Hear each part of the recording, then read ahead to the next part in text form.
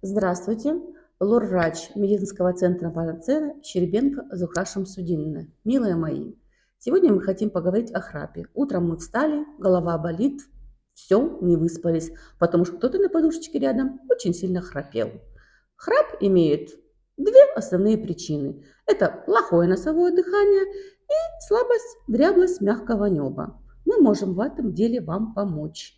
Я слово передаю нашему новому лор-врачу, Резниченко Алексею Васильевичу. Здравствуйте.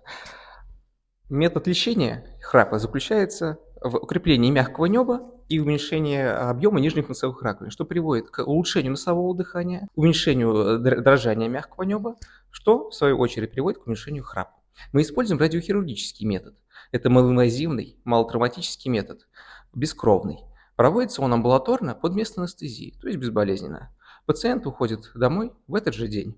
Приходите, Приходите, мы вас ждем.